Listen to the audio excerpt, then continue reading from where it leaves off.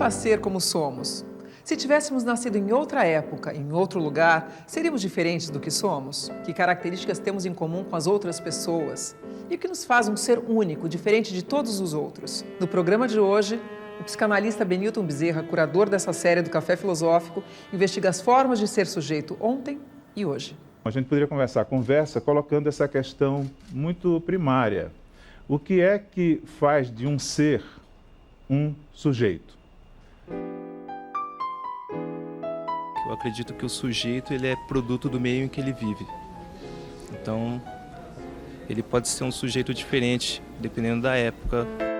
Que ele, antes de tudo, é um ser animal, um ser, pelo conceito atual também, um ser econômico, um ser que pensa, que raciocina e com emoções também. Então, a vertente psicológica é muito importante. A vertente religiosa. A família em que ele vive, a sociedade em que ele convive, as pessoas com que ele participa, compartilha, todo o contexto em que ele está, fora dele próprio, forma o próprio sujeito. O que torna uma pessoa um sujeito é a capacidade de dar significado às coisas. Então o universo simbólico pertence tão somente ao humano, diferentemente de um robô. Poderíamos programar todos os robôs iguais, dando o mesmo significado a todos eles. Enquanto que o indivíduo, o ser humano, o sujeito, não. O universo simbólico pertence a ele, a sua cultura, a sua esfera de atuação. O sujeito ele é fruto do seu meio, mas ele pode evoluir além disso. A resposta à pergunta, o que é ser um sujeito, ela está sempre exigindo uma elaboração. Ser um sujeito tem uma dimensão, digamos, universal. No entanto, essa dimensão, digamos, universal da subjetividade, que implica a gente poder ter linguagem para poder se expor, se expressar e conhecer a realidade psíquica do outro, ela é apenas, digamos, essa dimensão universal, que todos temos em comum. Nós temos, evidentemente, cada um de nós nessa sala tem coisas que são singulares, que são próprias a cada um. A trajetória de cada um de nós é absolutamente irrepetível. E, nesse sentido, a vida subjetiva que nós temos, e num certo sentido mais profundo, a experiência do mundo, do eu, do outro, do corpo, que cada um de nós tem, é absolutamente singular. Então, num plano universal, somos todos iguais. No plano do singular, somos todos diferentes. Mas há um outro plano entre um e outro, o plano do particular, do contexto sócio-histórico, no qual nós, ou muitos de nós, temos coisas em comum, diferentemente de outros grupos humanos. É diferente ser um sujeito no Brasil no século XXI, numa cidade grande como Campinas, ou ser um sujeito na Arábia Saudita no século VIII, quando Maomé estava começando a sua pregação. Ou ser um sujeito no deserto de Gobi, ou nas montanhas do Himalaia, ou na Grécia Antiga, no século de Péricles ou de Platão. Por quê? Porque o contexto sócio-histórico em que cada ser humano emerge determina em muito o que é a visão dele do mundo, do que existe e do que não existe, do que é certo e do que é errado, do que é bom e do que é ruim.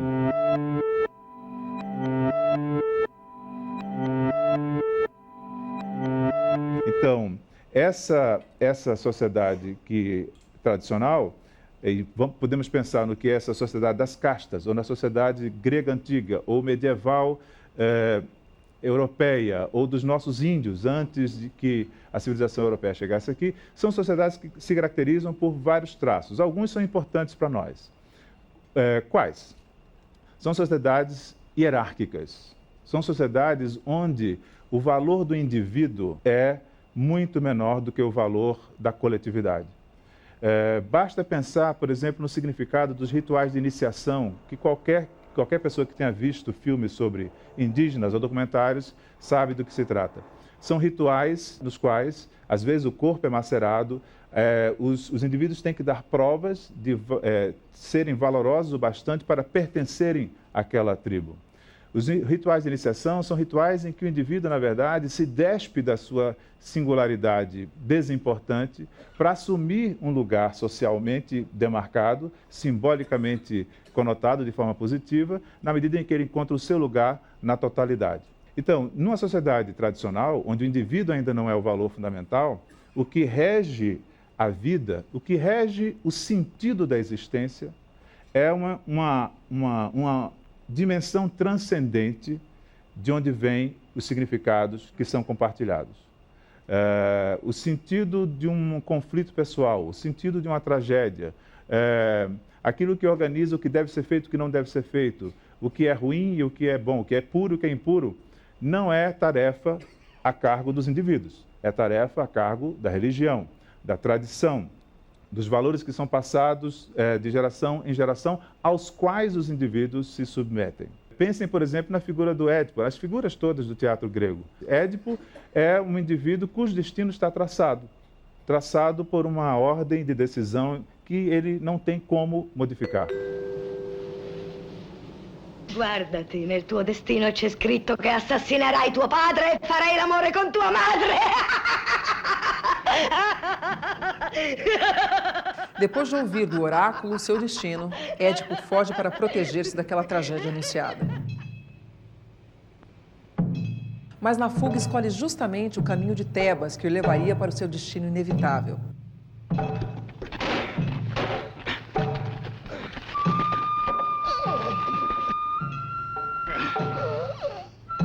Édipo cumpre então o que estava traçado, mata o seu pai e casa-se com sua mãe. Una volta è giunta mio marito, il re Laio, una profezia. Questa profezia diceva che egli sarebbe stato assassinato da un suo figlio, nato da me e da lui. Invece lo spavento che mi danno queste tue parole.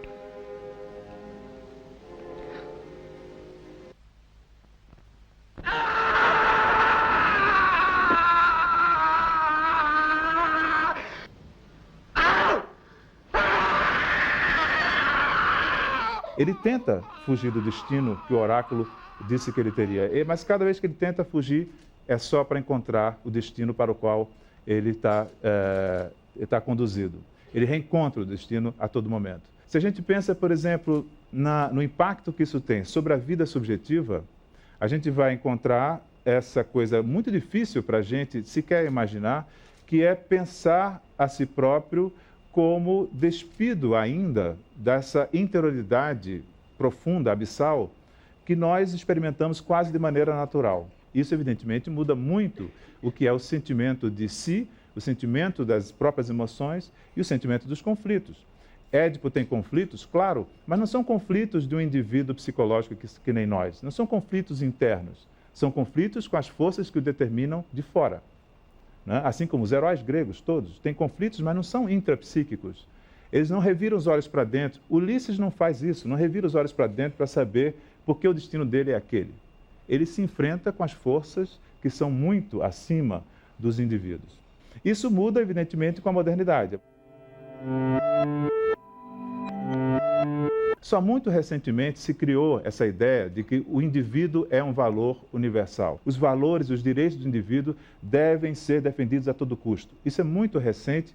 Na verdade, só se expandiu a partir do século XVIII, embora as raízes sejam mais antigas. No Ocidente, sobretudo, a raiz primeira é talvez o mandamento cristão, o cristianismo, que inaugurou essa ideia absurda à época de que os seres humanos são iguais, porque foram criados todos, sem exceção, à imagem e semelhança de Deus. Essa ideia foi, de fato, revolucionária há 2000 anos atrás. E tão revolucionária que só encontrou condições sociais, econômicas e políticas para se expandir no imaginário social só no século XVIII, com as revoluções americana e francesa e tudo o que decorre disso. O iluminismo, com a ideia de razão, o romantismo, com a ideia de paixão, transformou cada um de nós num universo incomensurável.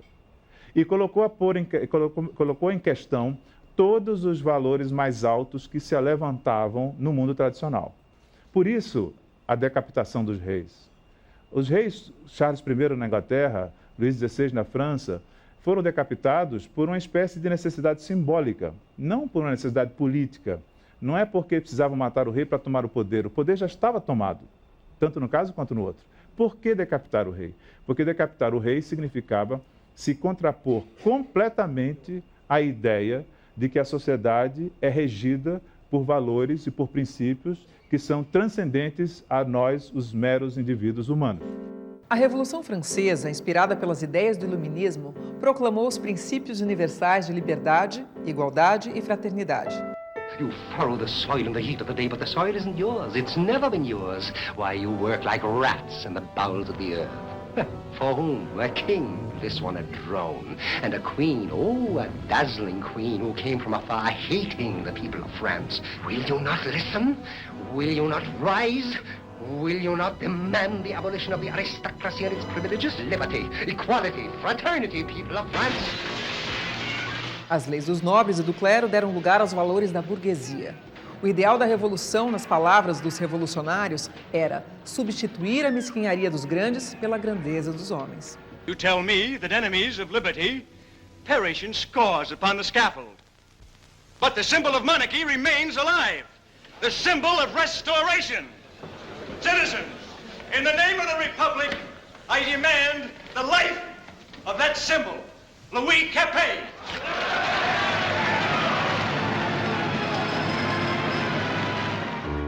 Decapitar o rei era dizer: o rei é como cada um de nós, pode ter sua cabeça cortada. Isso, evidentemente, que criou a possibilidade do que foram os 200 anos da idade da Revolução, 1789 a 1989, com a queda do Muro de Berlim, queda do Muro da Bastilha, queda do Muro de Berlim.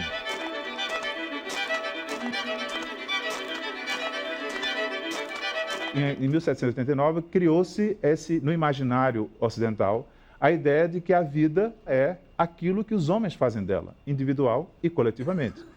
A ideia de que a história não é regida pela tradição, por leis divinas, por leis da natureza, é por aquilo que os homens fazem na sua vida em sociedade. Isso também criou a ideia, e daí vem toda a psicologia, toda a psicanálise é herdeira disso, a ideia de que os indivíduos podem, eles sozinhos, se autocriarem.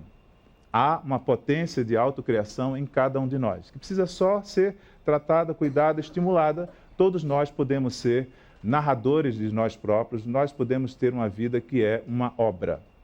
Isso era impensável numa sociedade tradicional. E no mundo moderno se abriu como horizonte. Isso também tem a ver com o nosso modo de sofrer. Por quê? Porque quando nós nos interrogamos, por que é que eu estou deprimido? Por que é que eu estou, ou pelo menos nos interrogávamos até pouco tempo atrás, por que eu estou deprimido? Por que eu tenho medo de falar em público? Por que eu tenho vergonha de ser como eu sou? Por que eu sofro? O indivíduo moderno é instado a virar os olhos para dentro, como um grego não faria, e se perguntar sobre o que é que eu tenho a ver com a construção da minha vida tal como ela se apresenta para mim. Eu me interrogo sobre a minha trajetória pessoal. O homem moderno, quando pergunta o que é que aconteceu comigo na minha vida, por que é que ela seguiu esse rumo, ele tem que se interrogar sobre o que ele fez da própria vida.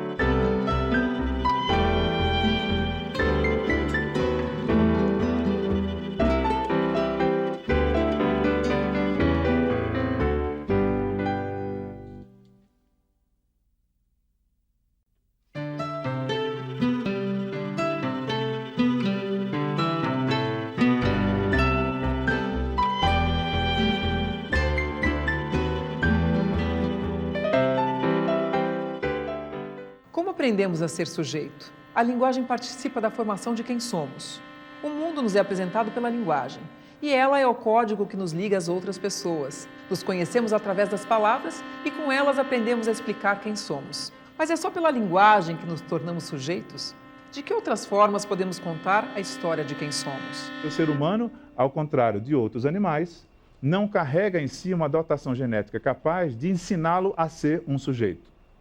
Um tamanduá nasce tranquilo, ele será um tamanduá pleno. Um jabuti, a mesma coisa. Um mamífero superior, como os primatas, já precisam de outros primatas para que ensinem a eles como é que se comporta um membro daquela espécie. Nós humanos, então, muito mais ainda, porque nós somos uma espécie precoce, nascemos antes de sermos capazes de sobreviver sozinhos, dependemos por um longo tempo de um outro humano que nos acolhe, no melhor dos casos, quando tudo dá certo, nos acolhe, nos deseja, nos reconhece como mais um entre nós e ensina, através da doação, primeiro de leite, de cuidado, de carinho, de calor, de afeto, estabilidade, depois com palavras, o que é o mundo, o que é ser um sujeito, o que é ter uma vida feliz, etc. Isso a gente esquece porque todos nós aqui navegamos nisso, nadamos nisso como peixe dentro d'água. Mas nem todos os humanos com os quais convivemos têm essa facilidade. há muitos grupos de humanos que têm que lutar muito para alcançar esse patamar. Qual? O de se constituírem como seres linguísticos, seres de linguagem que têm acesso a esse universo simbólico que é o nosso. Para vocês terem uma ideia pálida do que é isso, um filme que é um filme maravilhoso de Arthur Penn, chamado O Milagre de Anna Sullivan. É uma história real de uma menina chamada Helen Keller, que muito cedo no berço teve uma doença, uma infecção, uma meningite, se não me engano, e que por conta disso ficou cega e surda. Até a idade em que a história se passa, aprendido nenhuma linguagem de sinais, porque ela não enxergava. Nenhuma outra linguagem. Imagine o que é você não ver e não ouvir nada. A família de Helen Keller contrata Anna Sullivan, que era uma professora que tinha sido quase cega, lutou muito e que descobre que o que ela tem que fazer com Helen Keller é ensiná-la uma linguagem. É a única maneira de tornar Helen Keller um sujeito como nós.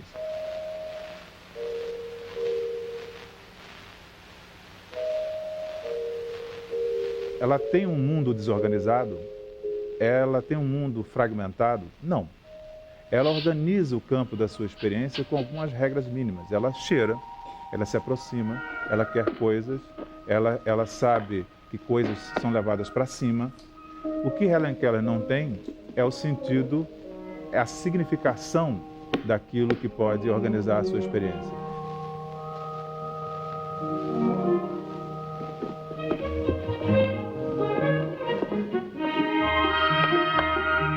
O filme todo se passa nessa luta renhida da Anna Sullivan tentando ensinar a linguagem. Como é que se poderia ensinar a linguagem para alguém que não ouve e não enxerga? Só uma maneira, com o tato. All right, Miss O'Sullivan, let's begin with doll D.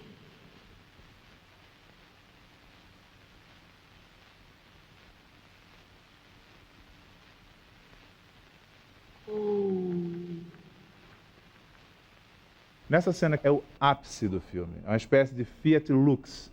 É quando alguma coisa acontece na mente da Helen Keller e ela, pela primeira vez, associa uma coisa que a gente nunca soube, nunca se lembra quando foi que aconteceu com a gente. Quando uma palavra se engancha com uma coisa. Ela é o momento em que ela acede à ideia de linguagem, à ideia de símbolo, à ideia de uma coisa querer representar outra. É uma espécie de parto de um sujeito.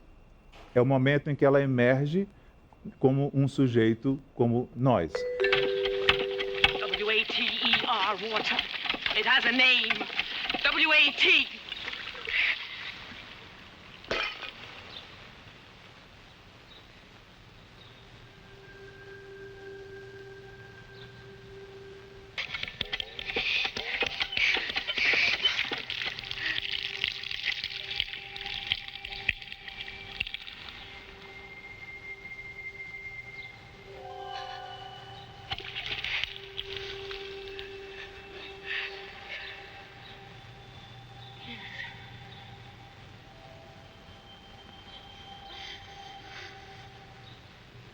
Yes.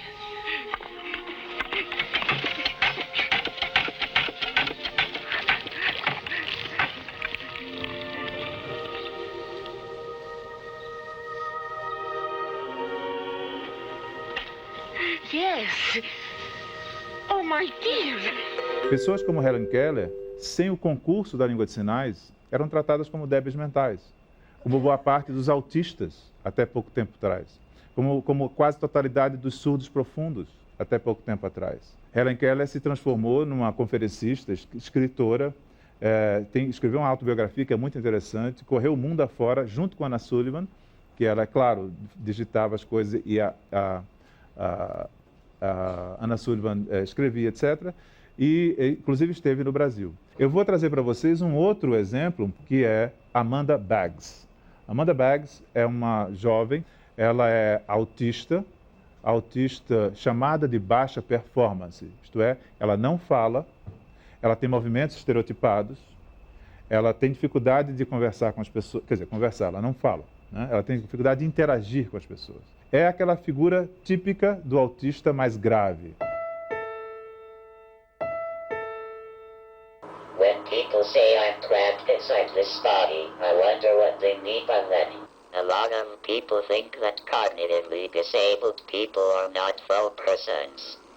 Some ethicists like Peter Singer even say that people who cannot conceptualize themselves existing over time in a certain sort of way are to be classified as non-persons. By that definition, I've spent large portions of my life as a non-person. But I think the real reason that people put down those they call retarded is because to them cognitive disability means being less of a person. Vocês veem que essa mulher não tem nada de retardada. Ela não tem nada de empobrecimento cognitivo. Ela não tem nada de empobrecimento do mundo interno. Ela tem características muito peculiares. A voz do sintetizador, vocês compreenderam. Ela digita e tecla para que a voz saia, porque ela mesma não fala. A gente, quando vê um vídeo como esse, se dá conta imediatamente de quão tosca era a nossa visão a respeito do mundo de autistas. Então, onde é que está o problema? Está na situação do indivíduo ou na situação do entorno que não admite aquela singularidade e se adequa a ela? Respondendo à pergunta, o que é ser um sujeito, é uma pergunta que a gente tem que se refazer o tempo todo. A gente não encontra resposta na natureza. As formas de ser sujeito. O que era um sujeito, até eu disse a vocês, sim. Mas como é que é ser um sujeito? Como é que o sujeito se conforma? Que formas subjetivas a gente deve preservar, etc., às quais a gente vai dar valor? É sempre uma questão que a gente tem que ver. Descobrir que, se somos seres de linguagem, organizamos formas de vida que são muito diversas, às vezes, daquelas que nós conhecemos, que nós somos capazes até de entender, não significa que a gente não tenha que olhar com cuidado e atenção as outras formas possíveis de organização de vida subjetiva que merecem ser consideradas igualmente merecedoras de conviver entre nós.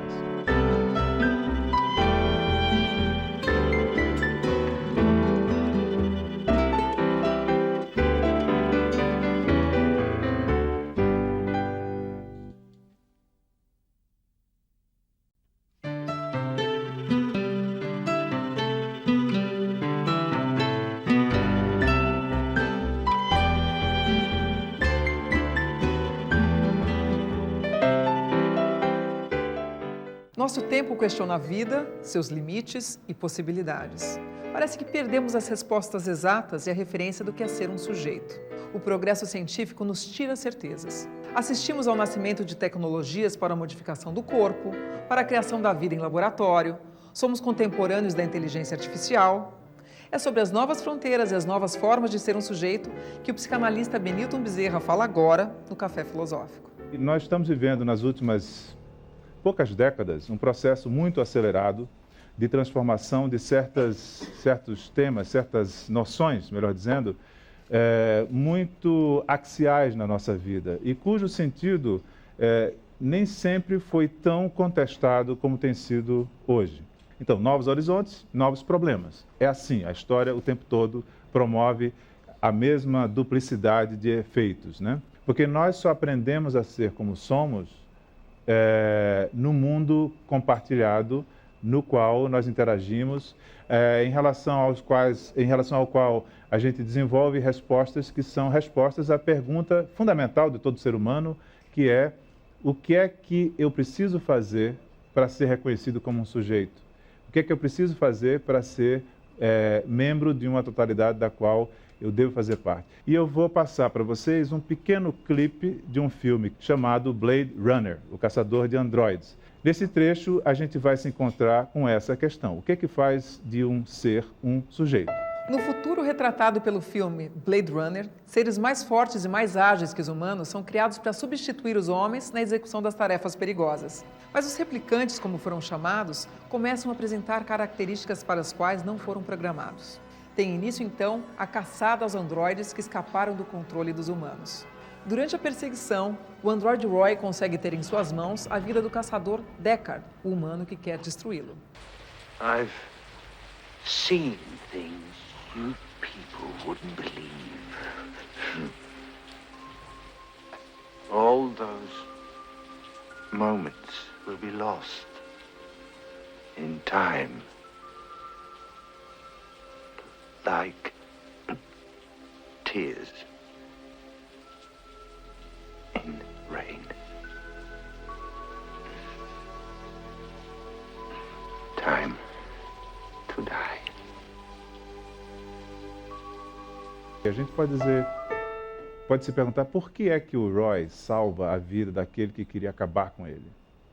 E a resposta está nessa conversa que ele tem com o caçador de androides.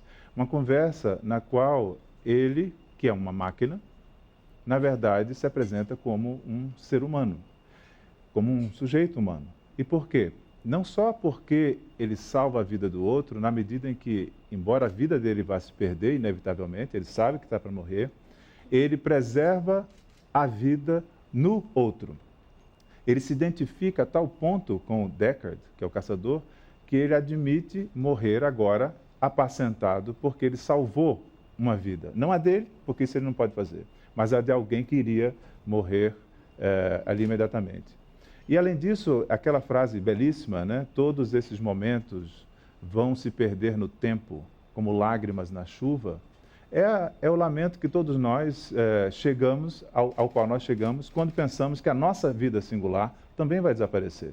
Milhões de seres humanos viveram essa mesma angústia que Roy. Essa cena, ela traz para a gente uma questão que se discute de maneira muito intensa na inteligência artificial, na filosofia da mente, e nós, ou pelo menos os nossos filhos ou netos, tataranetos, irão discutir até que ponto iremos atribuir a condição de sujeito, de cidadão, de detentor de direitos, para seres que não são de carbono que nem nós, seres que serão de titânio, silício, etc., uma vez que eles se comportem como humanos, sintam coisas como os humanos, lidem com os outros humanos enquanto sujeitos. Quais são os novos horizontes? Esses que puxam essas fronteiras tradicionais mais para adiante. Quais fronteiras? A gente poderia listar muitas. A primeira, a fronteira entre mente e corpo. Vocês todos devem conhecer o trabalho de Miguel de Nicoleles, um brasileiro, neurocientista que trabalha na Universidade de Duke, nos Estados Unidos, e que é responsável por um programa de pesquisa que já possibilitou que macacos movimentem braços mecânicos com o pensamento. Pela primeira vez, a gente tem uma interação entre mente e máquina que faz com que o pensamento seja capaz de acionar um artefato. Isso é quase, e é claro que se um artefato que eu incorporo à minha vida cotidiana, do ponto de vista do esquema corporal, aquele artefato acaba se incorporando à minha experiência do corpo.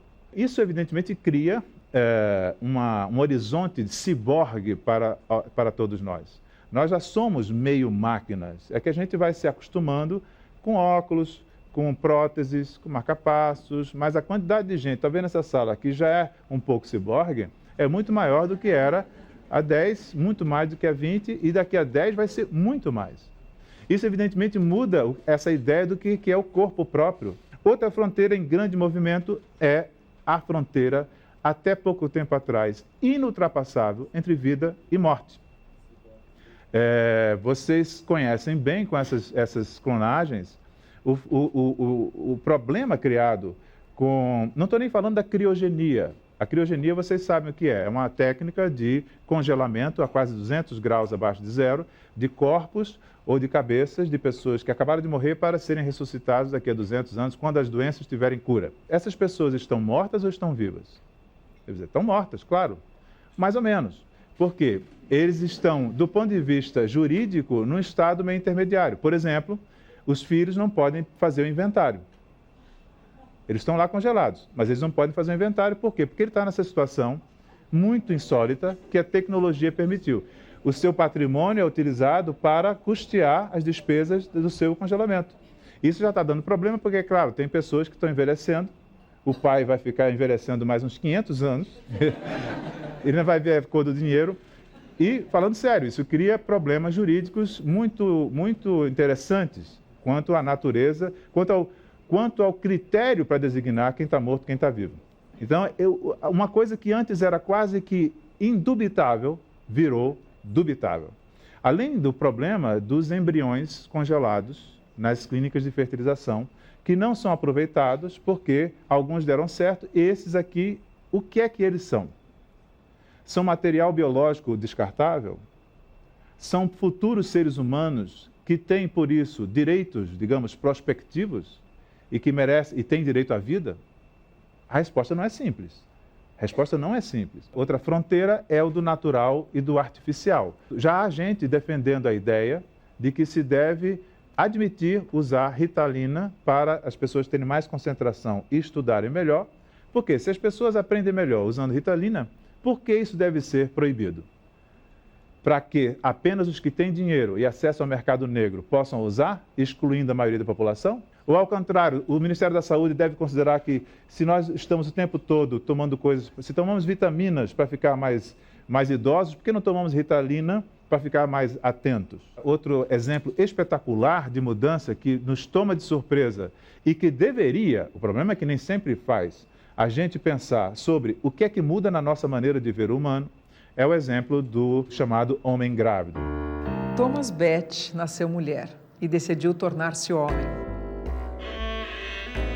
Com cirurgia e tratamento hormonal, adquiriu as características masculinas e conseguiu a mudança de sexo. Mas Thomas manteve os órgãos reprodutores femininos e, quando descobriu que sua mulher não poderia engravidar, decidiu ter um filho. Sua primeira gravidez foi em 2008.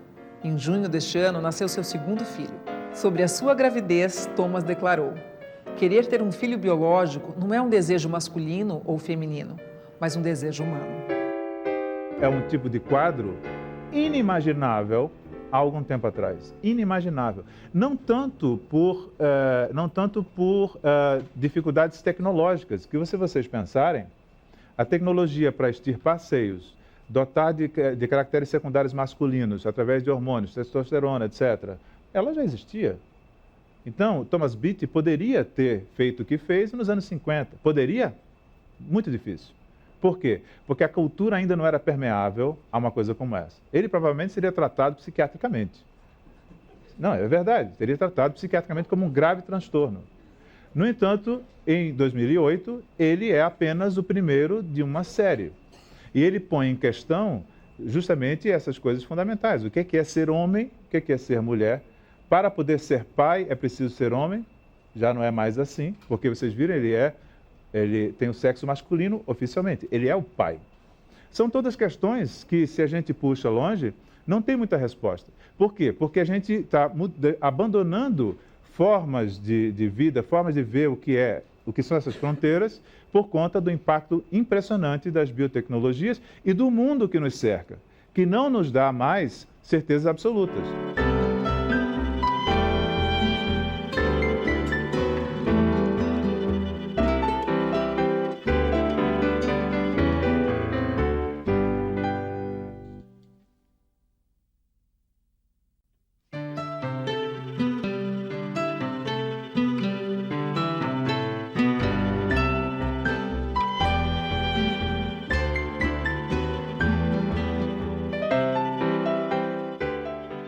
Até que ponto a cultura e os valores da época e do lugar em que vivemos têm influência sobre o que somos? A noção de sujeito mudou com a história.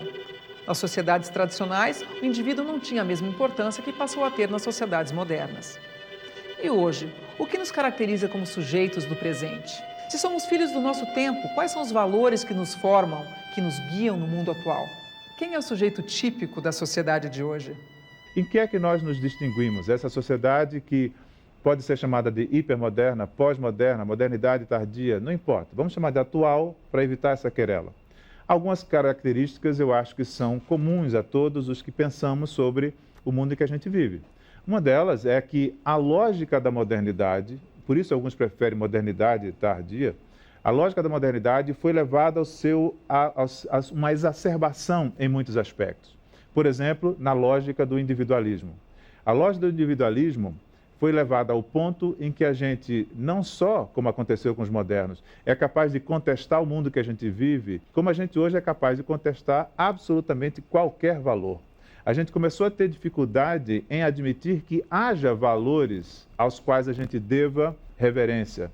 A gente tem dificuldade de perceber a que coisas a gente deve obediência, porque, sim, A ideia de transcendência é hoje cada vez mais bombardeada. Nós somos de um mundo humano no qual os indivíduos se acham na possibilidade de colocar em discussão absolutamente qualquer coisa.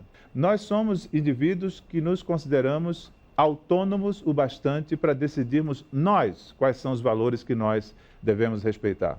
Isso, por um lado, é muito bom, porque isso implodiu certas certezas que durante séculos criaram exclusões, criaram pessoas que sofriam por causa de normas estabelecidas. O problema está na exacerbação disso, que faz com que a gente tenha dificuldade de saber o que é certo, o que é errado, o que é admissível, o que não é admissível. Os ideais que nós temos são esses valores, esses ideais imaginários que o mercado, digamos assim, das identidades nos coloca. Nós compramos, digamos assim, nós consumimos identidades prêt-à-porter, e os nossos ideais passaram a ser a saúde perfeita, a imagem perfeita, a beleza perfeita. Nós nos apegamos aos objetos, e isso é uma das fontes do consumismo, porque os objetos parecem ser hoje aquilo onde a gente deposita aquilo que nós queremos, a imagem que nós queremos apresentar aos demais. O apelo ao corpo que alimenta o consumismo não é defeito moral das pessoas, não é fraqueza de vontade, é efeito de um processo de subjetivação onde ter e apresentar, ou mais até parecer que tem certos objetos, é fundamental para que alguém seja reconhecido como sendo bem-sucedido, tendo tido sucesso na sua vida pessoal. Nós somos instados a quebrar todas as regras, desde que a gente queira. Nós somos instados a dar prova de sermos flexíveis, criativos até não poder mais, sempre capazes de mostrar que somos bem-sucedidos. Isso faz com que nós sejamos mais bem-sucedidos ou mais felizes? Não. Isso se expressa, por exemplo, na epidemia de depressão, típica da nossa sociedade, ao contrário da histeria da época de Freud. A depressão, por que é um sintoma social? Isto é, revela alguma coisa escondida da nossa sociedade. Porque ela é a expressão do fracasso desse imaginário que nos convida a sermos absolutamente bem-sucedidos. Todos nós somos cada vez mais inclinados a varrer da nossa experiência tristeza, melancolia, contemplação, qualquer coisa que não seja gasolina para a vida continuar no pique que nos dizem a gente tem que ter, é muito facilmente conotada tão pejorativamente que a gente tenta resolver. Não é?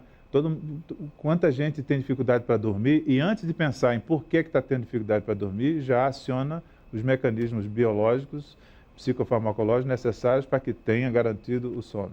Todos nós estamos assim na beira de tomar alguma coisa simplesmente para evitar algo que, por ser diferente do que se espera que aconteça, é visto de maneira estranha. A nossa dificuldade de conviver com aquilo que escapa aos padrões de normalidade que a gente é convocado a adotar. O suicídio é um ato radical, né? O suicídio, ele é, às vezes, a expressão de uma doença terrível, uma depressão com delírio de ruína, com delírio de fracasso total da existência, etc. e tal, uma pessoa se joga. Um samurai, quando se abre o ventre porque foi desonrado, ele está ali fraquejando? Não, ele está dando provas de que, como diz Paulinho da Viola, a vida é um pouco mais, não é só isso que se vê. E uma vida desonrada não é preferível a uma vida honrada. Portanto, é melhor garantir a honra com o sacrifício ritual do que viver sem honra. Então, eu poderia multiplicar os exemplos onde o suicídio em si, ele precisa ser visto com... O suicídio individualmente precisa ser analisado para saber se é uma patologia, quando é uma patologia e quando não. Pegamos o exemplo de Ramón Sampedro. Ramón Sampedro é o personagem de um outro filme chamado Mar Adentro, lembram? Era um sujeito tetraplégico há 28 anos, e durante boa parte dessa existência pós-tetraplegia, lutou para ter autorização de se matar. Na Espanha, na Galícia, a justiça nunca deu a ele esse direito. E os argumentos dele eram desse tipo. A vida é minha, essa vida que eu tenho eu acho inútil, eu não quero. Comparada com a vida que eu tinha, ela é um tormento, só me faz lembrar aquilo que eu não tenho. Há uma cena, ele é visitado por um padre também tetraplégico. Padre Francisco, ¿me oye usted? Sí. Le oigo, Ramón, le oigo. ¿Pero por qué mezcla el culo con las témporas? Espero que no haya venido aquí a hacer demagogia. Que de eso ustedes los jesuitas saben mucho. No, claro que no. Pero, ya que habla usted de demagogia, amigo Ramón, ¿no le parece a usted que lo demagógico es decir muerte con dignidad? Amigo, dice. Amigo Ramón, una libertad que elimina la vida no es libertad. Y una vida que elimina la libertad tampoco es vida. E não vem, meu amigo. E deixa-me em paz. O que é interessante, do ponto de vista do padre, não é só que ele esteja ali defendendo o ponto de vista da igreja. É que ele está defendendo o ponto de vista dele. Porque se ele admite que que toda pessoa com tetraplegia deveria morrer, significa que ele deveria estar morto e não vivo. A ideia do suicídio, assim como a ideia da eutanásia, ela é complexa porque ela coloca em questão justamente esses valores fundamentais. O que é uma vida que merece ser vivida?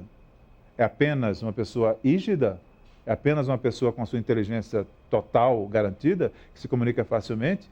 Ou nós, os humanos, devemos admitir que a nossa espécie tem várias formas de vida possíveis e que o que nós devemos fazer é garantir que essas formas de vida possíveis tenham acolhimento e que possam ser vividas de maneira mais plena. Qual foi o sentido dessa exposição que eu trouxe para vocês? Fundamentalmente, duas. A primeira, a de chamar atenção para o fato de que nós estamos num mundo de profundas mutações. Mutações que são determinadas por alterações no campo da macro-sociedade, a política, da economia, da falta de utopias, da ascensão do mercado a uma espécie de hegemonia no planeta. A única coisa a qual nós todos somos submetidos é o mercado, mais nada. A transformação da política em políticas de pequenos grupos, o consumo avassalador ao qual nós, sem nos darmos conta, nos submetemos de maneira incessante, essa espécie de obsolescência psicológica que os objetos e as coisas que a gente consome aparentemente têm, de modo que a gente anda como se estivesse numa bicicleta, sem conseguir parar de pedalar. A aflição que nós temos em sermos bem-sucedidos, a dificuldade que temos em sermos contemplativos, que se expressa inclusive nas nossas formas de sofrimento.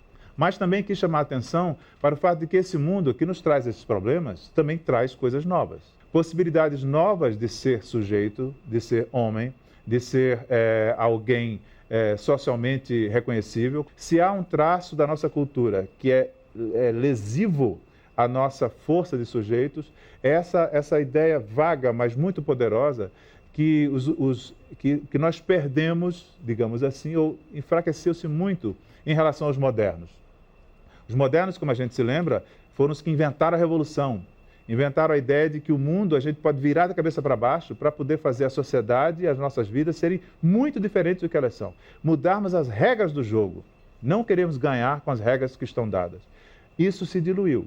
E no horizonte social e político que a gente vive hoje, é muito difícil encontrar onde é que está o fermento de um movimento que diga vamos mudar o mundo do jeito que ele é para inventar um mundo diferente. Vamos mudar as relações entre as pessoas de modo que elas sejam outra coisa que não essas. E isso a gente só vai poder mudar na medida em que todos nós pudermos assumirmos de maneira forte o que é a posição do sujeito. Aquele que não só se deixa regrar por valores, mas aquele que é capaz de interrogar-se sobre esses valores. E, em função dos dilemas que a vida coloca, modificar condutas, modificar valores, modificar a vida, modificar o mundo em sociedade. Esse é o desafio que a gente tem.